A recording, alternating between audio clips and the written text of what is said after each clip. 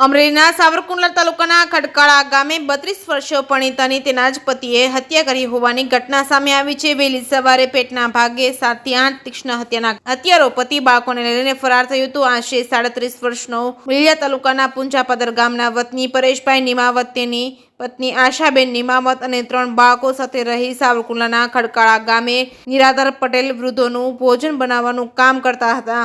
ખડકાળા ગામે પટેલ ઘરનું ઘર નામની સંસ્થામાં પરેશ નિમાવત અને તેમની પત્ની આશા નિમાવત 11,000ના વેતનથી રસોઈ બનાવી નિરાધાર અને ગામના પટેલ વૃદ્ધોને જમાડવાનું કામ કરતા હતા। ગત રાત્રે કોઈ અગમ્ય કારણોસર આવેશમાં આવી પતિ પરેશ નિમાવતે તેની જ પત્નીની પેટના ભાગે તીક્ષ્ણ હત્યાના 7 થી 8 ઘા મારી હત્યા નિપજાવી હોવાથી પોતાના 3 બાળકોને લઈને પતિ ફરાર થયો હતો। ત્રણેય બાળકોને પોતાના મૂળ વતન લીલિયા તાલુકાના પુંજાપદર ગામે તેના કૌટુંબિક ભાઈને ત્યાં મૂકી ત્યાંથી ફરાર થઈ ગયો હતો। 3 દીકરી અને 1 દીકરો એ માતાની હત્યાથી થયા હતા। નોધારા મૂળ લીલિયા તાલુકાના પુંજાપદર ગામના વતની પરિવાર સાથે ખડકાળા ગામે નોકરી કરતા હતા। સમગ્ર ઘટનાની જાણ થતાં ડીવાયએસપી ચિરાગ દેસાઈ સહિતનો પોલીસ કાફલો અને એફએસએલની ટીમ ઘટનાસ્થળે પહોંચી મૃત આશાબેનના મૃતદેહને સાવરકુંડલા પીએમ માટે ખસેડી વધુ તપાસ હાથ ધરી છે।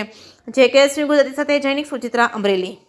સાવરકુંડલા રૂરલ પોલીસ સ્ટેશનના ખડકાળા ગામે રહેતા પરેશ તથા તેમના પત્ની આશા નિમાવત કે જે બંને જણા છેલ્લા 2 વર્ષથી 11,000ના પગાર પર નિરાધાર વૃદ્ધોને જમવાનું રસોડું ચલાવતા હતા।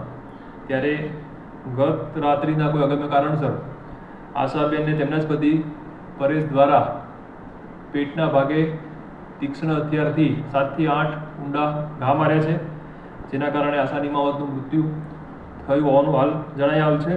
અને ત્યારબાદ પરેશ નિમાવત પોતાના 3 બાળકો સાથે પોતાના મૂળ વતન પુંજાપાદર ખાતે પોતાના કૌટુંબિક ભાઈના ત્યાં મૂકી અને ભાગી ગયેલ છે। હાલમાં મરણ જનારના પિતા મુકેશભાઈ નિમાવતની સાવરકુંડલા તાલુકા પોલીસ સ્ટેશનમાં મર્ડરના ગુનાની ફરિયાદ લઈ આગળ તપાસ કાર્યવાહી ચાલુ છે।